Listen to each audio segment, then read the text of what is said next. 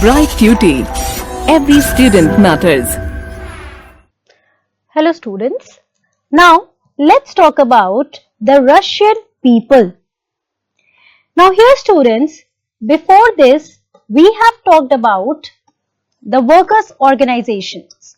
Now when I'm talking about the workers' organizations, we saw that there were three major organizations, right?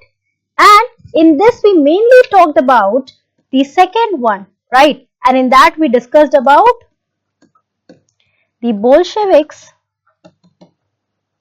and Mensheviks, right? The majority and minority group and how they were different in their ideologies, right? In the practices. So here, after talking about the workers' organization, let us shift our focus towards the Russian people, about their role in this revolution here and what were the people like here in Russia, right? We will talk about the role later on when we are discussing about this whole topic of revolution here. But before that, let us try to understand who were these people living in Russia. Now, if you remember, when we were talking about the territories of Russia, we discussed that many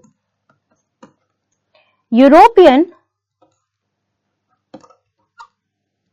and Asiatic people, they lived here in Russia and they practiced different religions. When we are talking about the Russian people, most of them they practiced Orthodox Christianity and religions such as Judaism, Islam, they were also being followed here in Russia, right? Now when we are comparing the Russians as per the European standards, it would be quite unfair to do that. Why? Because they were very Oriental in their ways and thinkings. Now this you can find in your book also, the term Oriental. So the term Oriental here, it means that belonging to the East region. So all the regions that were on the east of Mediterranean, they were referred to as the Oriental region there, right? So they were in their livings, in the ways of their thinkings, they were Oriental and therefore it would be unfair to compare them based on the European mindset here. Okay. Now, because Europeans, they had this tendency to see themselves as the most noble person, most superior people, let's say. Okay. Now, here when you are talking about coming back to the Russian section here, we see that these Russian people, here we see that illiteracy was high. Definitely people here, most of them, they were not learned people, right? But when we are talking about the intellectual minority group here, people who were philosophers, who were learned people, they were enlightened as compared to the people elsewhere in the world.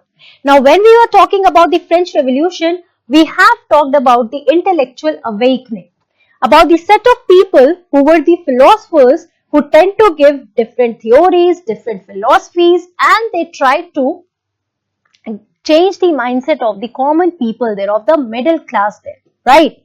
So, here we see that the intellectual minority group, they were definitely enlightened.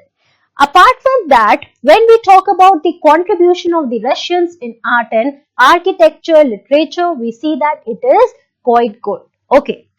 But when we are talking about the Russian people, they had to bear the burden of the Tsarist oppression for generations, for about 70 years. Yes, students. Now, we have learnt about Tsar a bit here, right? We talked about Nicholas II as well. So, when we are talking about the Tsarist rule, we saw that it was complete autocracy in Russia. But when we see that, was it good or was it bad? So, when we are talking specifically about Tsar Nicholas II, he might have good intentions, but he had close associates who used to guide him. But these people, they were corrupt. So, definitely the rule here is not going to be fair for everyone, be it the peasants, be it the workers, the middle class, the common people who were living there. They did not have a lot of privileges. like we saw that in the French Revolution, right? So here also they had to bear the burden of the Tsarist oppressive rule here in Russia. But finally, it was over with the coming up of communist rule in Russia, right? So people who believed in collective ownership rather than private ownership.